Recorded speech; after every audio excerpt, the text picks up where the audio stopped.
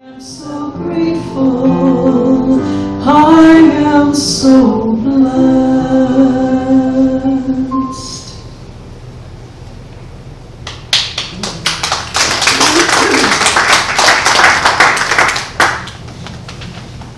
Beautiful, thank you. That was my special request.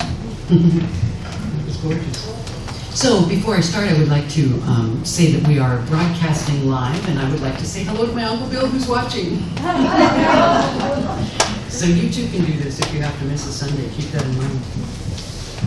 Gratitude. What an interesting topic to pick now that our country seems divided. No matter what side we're on, the country stands divided, and it's very painful to see. For some, it's very difficult to find what there is to be grateful for. What does it mean to be unity in light of these election results? First of all, it's okay to feel bad. I think we have a tendency in Unity and in the New Thought movement to go straight to some sort of happy Band-Aid. And it's really important that we let ourselves feel what our feelings are. For some people, there's joy. For some people, there's misery. For some people, it's just painful to watch the division going on. But now it's more important than ever that we focus on the work that keeps us centered and strong. We are about unity, not division. It's up to us to raise our vibration and focus on the fact that we have much more in common than not. The quickest way to raise your vibration is to find something to be grateful for. Gratitude is perhaps the highest vibration there is. Sometimes I have to work pretty hard to find something to be grateful for. Very often it's my pets. I'm always grateful for my pets. But the point is to find whatever you can and then add one more thing to it. So once we've set our attitude to gratitude, we can begin to look around and see what there is to do from that perspective. In my humble opinion, now is not the time for action. Now is the time to take care of ourselves and move as quickly as possible to a higher state of energy that can help to raise the vibration on the planet. That is our work. We do have a moral obligation to stand against hatred and violence, and it is so important to stand in that place without malice or resentment. We can stand up for ourselves and others as long as we are coming from a perspective of love. If love feels like it's a long way off, then our work is to open to love. We are the light. Let's show up as who we really are. As always, that means we walk with one foot in each world. One in the world of absolute good, of God, of spirit, Buddha, whatever you call the energy that sustains you. And one foot in the relative world of our perceptions. As Martin Luther King said, darkness cannot drive out darkness. Only light can do that. Hate cannot drive out hate. Only love can do that. So let's look for a few minutes at the benefits of gratitude to see if we can find the motivation to look for it. It's one of my favorite topics because it literally saved my life. I was in a very bad way after a complete mental and emotional breakdown. And my therapist recommended that I start keeping a gratitude journal. So I did, and don't you know, little bit by little bit. The first gratitude was, I got out of bed today, right? And then it was, I actually changed out of my pajamas. And finally, I brushed my teeth, and then I was on a roll, and I kept going from there. But there have been lots of really fascinating studies done on gratitude in the last several years. And so I thought I'd share with you some of what we learned. Much of this came from a recent article in Psychology Today. Gratitude improves physical health. Grateful people experience fewer aches and pains, and they report feeling healthier than other people. Not surprisingly, grateful people are more likely to take care of their health, and so grateful people have longer longevity. They also exercise more often and go for their regular checkups at the doctor.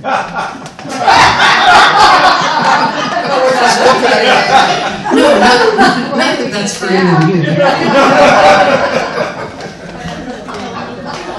That's it. It's Uncle Bill. That's what I'm telling. So gratitude improves psychological health. It reduces a multitude of toxic emotions, the article says. This work was done by Robert Emmons, PhD. He said people identified envy, resentment, and frustration and regret as emotions that they do not experience when they're feeling grateful. His research confirms that gratitude effectively increases happiness and reduces depression. So if you struggle with sadness, as many people do around elections and holidays, look for something to be grateful for. Grateful people sleep better. Writing in a gratitude journal improves sleep. Just 15 minutes jotting down a few grateful sentiments before bed and you may sleep longer and better. Gratitude improves self-esteem. Gratitude increased athletes' self-esteem in one study. And of course, their self-esteem is an essential component to optimal performance. I can read and everything. Other studies have shown that gratitude reduces social comparisons. Anybody suffer from social comparisons? Yes. Rather than becoming resentful toward people who have more money or better jobs, which is a major factor in reduced self-esteem, grateful people are able to appreciate other people's success and joys. Gratitude increases mental strength. One study showed that Vietnam War veterans, there was a much higher incidence of PTSD, that is post-traumatic stress disorder, in veterans who did not experience feelings of gratitude. If they experienced feelings of gratitude, they recovered much more quickly and found resilience. And also, gratitude was a major contributor to resilience following the terrorist attacks on September 11th. Gratitude is what helped us lift ourselves up from the devastation that caused. So gratitude changes our neural pathways. The thoughts we think are like carving ruts in our brain. Those are the neural pathways we travel, the thoughts we normally think. And so it's up to us to think better feeling thoughts. And then we carve new ruts. We use different neural pathways, and that's where our habit becomes, going to the more positive thoughts.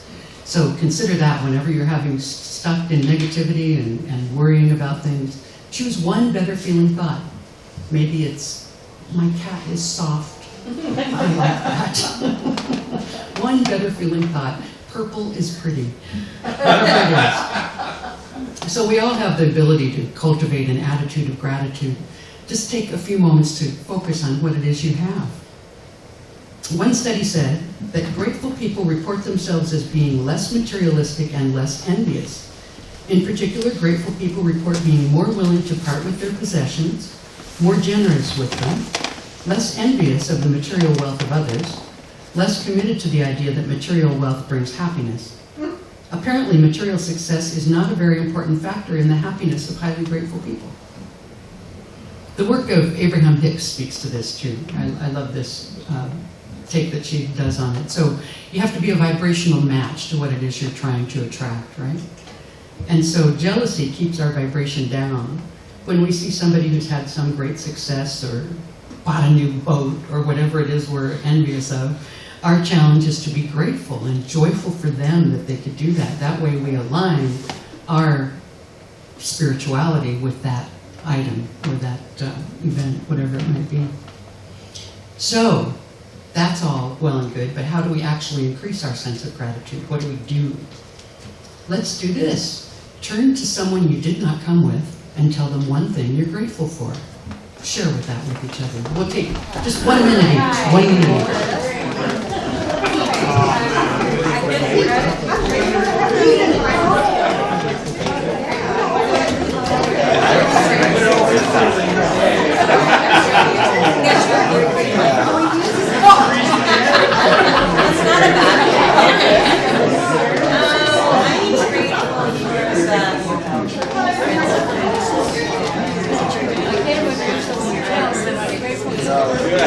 All right.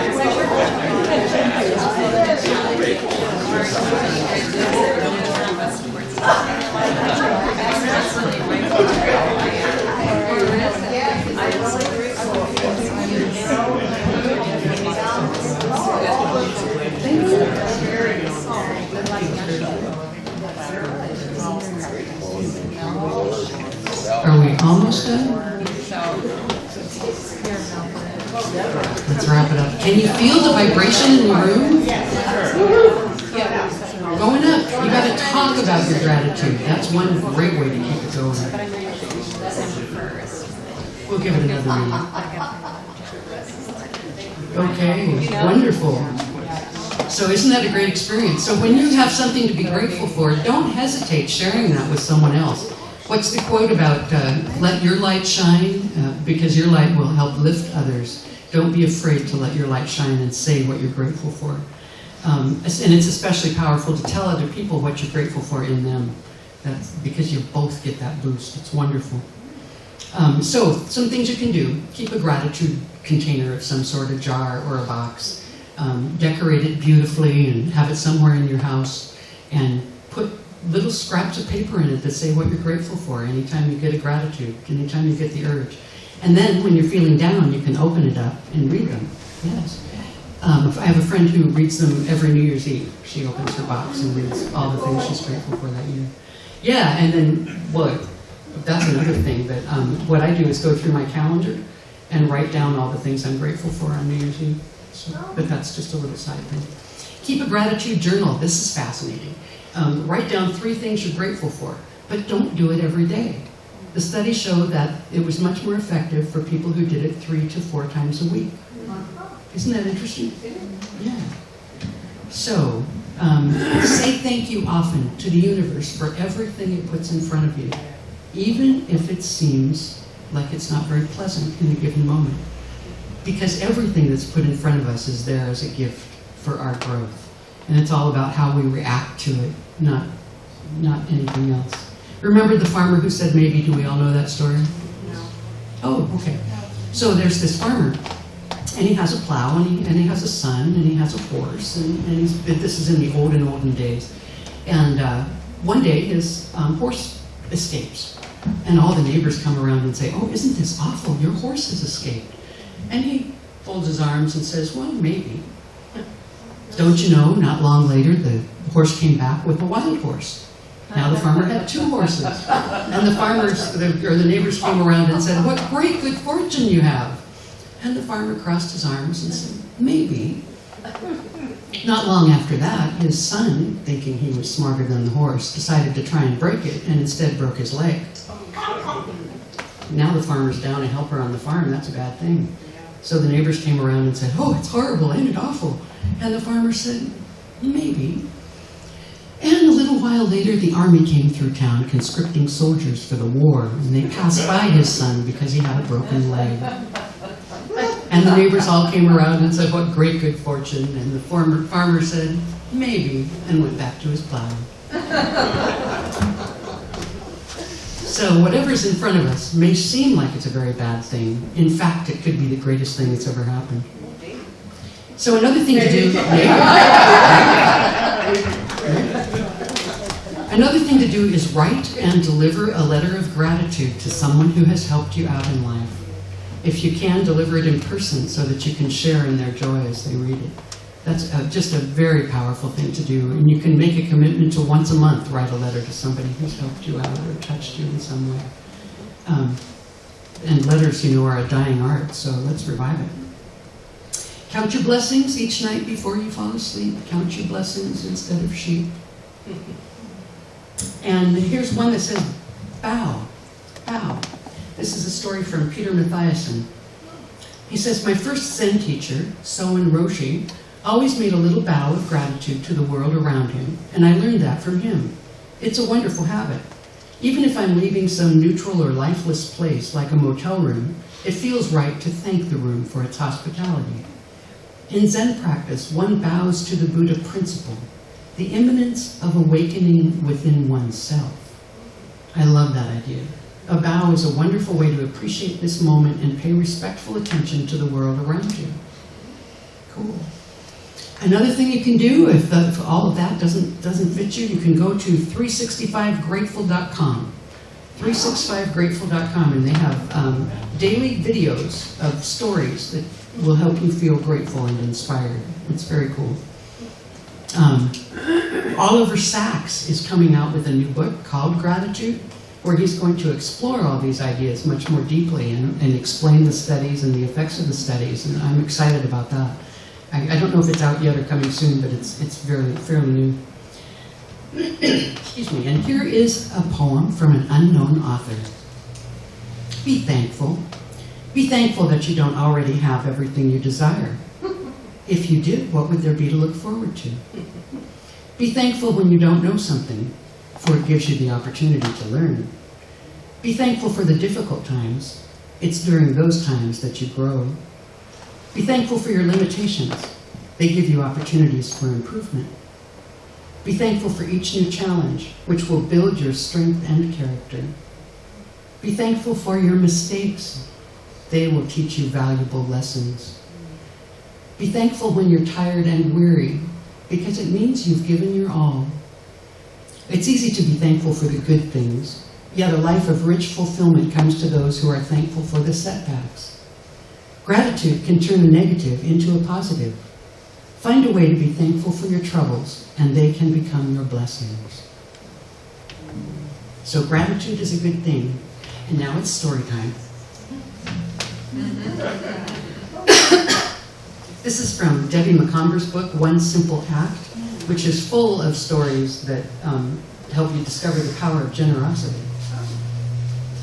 This story is called Fleas, God's Secret Weapon.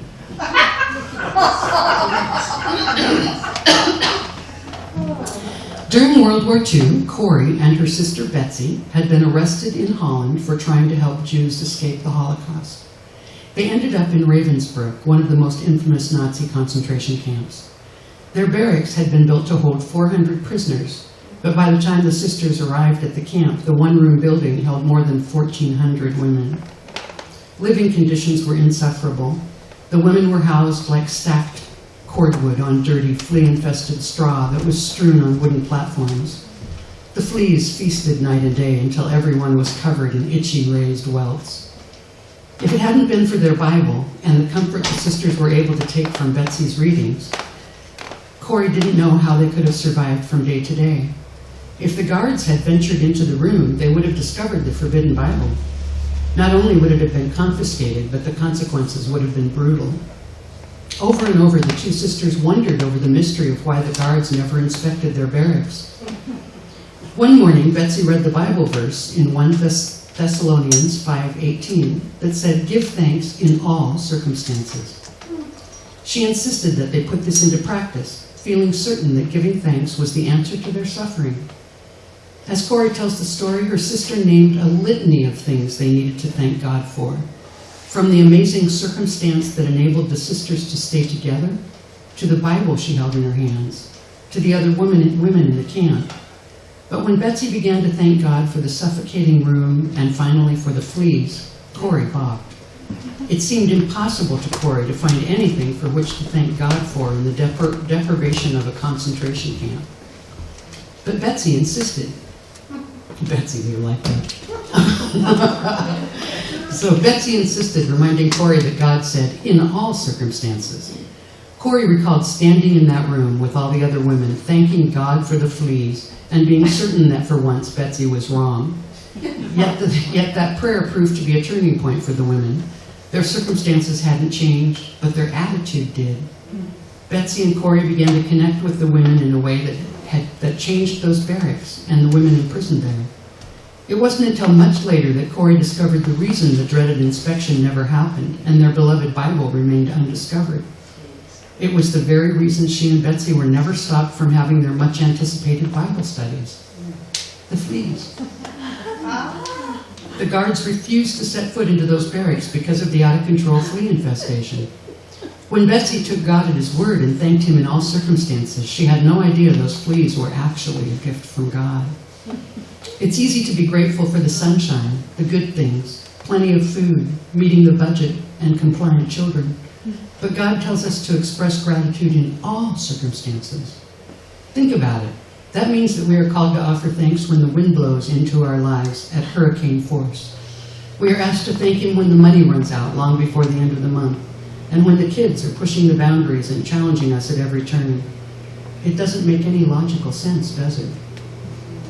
Corrie ten Boom discovered the sense of giving thanks in all circumstances. She discovered the vital link between gratitude and trust. Through reading The Hiding Place, and through the practice of keeping my own gratitude journal, I too have discovered this link. Though we may not understand the whys of our circumstances, by thanking God, we grow to acknowledge that He is in control and that He can be trusted. Neat story, neat story. So remember, we're all in this together. Unity is about practical Christianity. It's time to get practical and do the work that sustains us. It's time to accept what is and reach for what can be. No matter which side we're on, we are judging the other sides. Maybe it's time to start listening so we can understand each other. Maybe it's time to be grateful for the opportunity to heal the wounds that have plagued our country for a long time. Maybe it's time to return to the basics. Take care of yourself. Meditate and pray. Then act when you feel moved to act in a positive way. And I'd like to close with a gratitude poem from my favorite E.E. Cummings. Yes, who always wrote his name in lowercase. I love that about him. All right, let's see if I can get through this. I thank you, God, for this most amazing day, for the leaping greenly spirits of trees and a blue true dream of sky, and for everything which is natural, which is infinite, which is yes. I, who have died, am alive again today, and this is the sun's birthday. This is the birthday of life and love and wings, and of the gay, great, happening, illimitably earth. How should tasting, touching, hearing, seeing, breathing any lifted from the no of all nothing human being merely doubt unimaginable you? Now the ears of my ears awake, and now the eyes of my eyes are open. Namaste.